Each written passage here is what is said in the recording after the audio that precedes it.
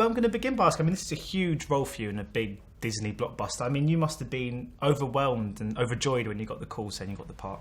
Yeah, I was so excited. I was like, oh my God, I can't wait to start filming and doing all of the great things. So, I mean, tell me about Athena. I mean, she's a very kind of enigmatic character. She kind of represents the mystery in this movie. She must have been quite an interesting role to undertake.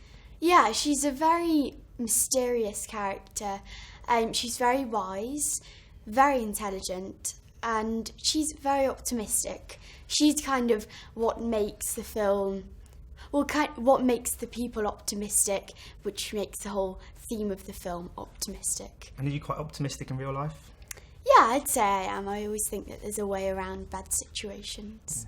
And of course, working with George Clooney, I mean, that must have been a wonderful experience to be collaborating with someone who's as experienced and kind of talented as he is. Yes, it was so much fun. I learnt so much from him. He's so professional but really fun at the same time. So when you are working with someone like that, are you kind of actively trying to learn from them, or is it something that you think just happens almost subconsciously?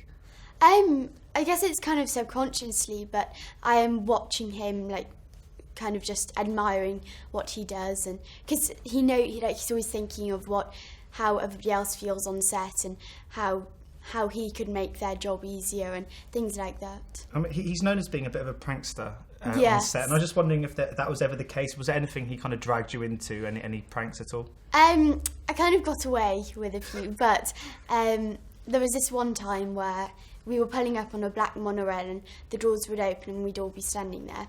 So George thought it would be funny if we all ran to the sides, so when the doors opened, the camera, like, nobody was there, so we did it and it was funny.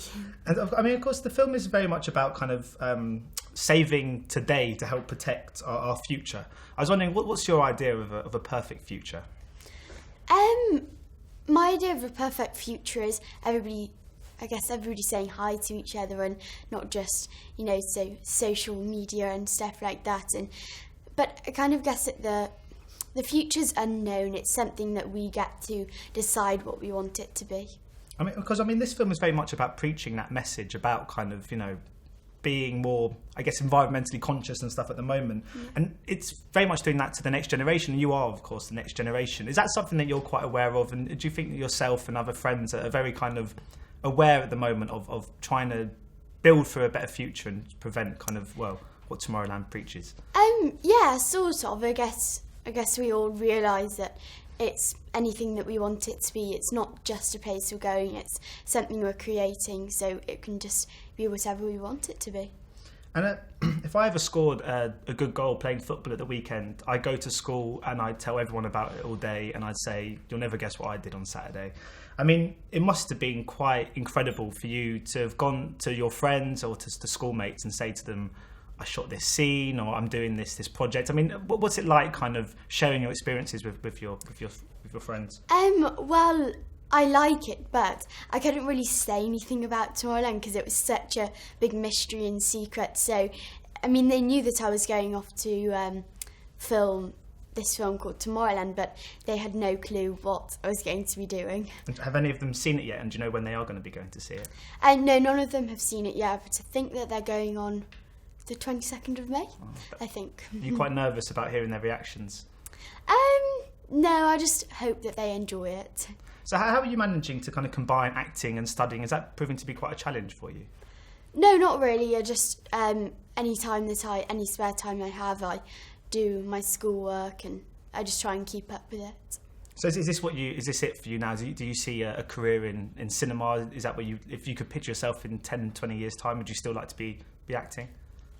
Yes, I think I'd like to be doing bits of acting and bits of different things as well. And are there any sort of actresses you aspire to be, like any careers that you quite like to kind of replicate? I think Brit has she has an amazing career and she's such a lovely person that she's somebody to look up to, and she's a bit of an idol. And, well, seeing as she's a bit of an idol, it must have been great to have worked alongside her in this project then. Yeah, I got on with her really well. She was like a big sister. And of course, Molly Moon, the Incredible Hypnotist, is coming out next for you. I just wonder if you could tell us a little bit about that film and who you play in that movie. I play Molly Moon, and it's kind of about a girl, well, Molly Moon, who's a hypnotist, and she thinks that she can do be like other people in the world, but then she realises she doesn't really like that, so she goes back to her old life. So along those lines. And have you had the chance to see it yet, or is it still a bit too early in production for that to be the case? I've actually seen it. Yes, it's coming out next June, I think, around about then. Brilliant. Well, thank you so much for your time today. It's been a real pleasure. Thank you. Thank Cheers. you. Nice to meet you. You too. Thank you. Ladies and gentlemen, you're watching Hey You Guys! Hey You Guys, huh? Hey You Guys. Is that from the Goonies? It is indeed, yes. Nice. Hey You Guys!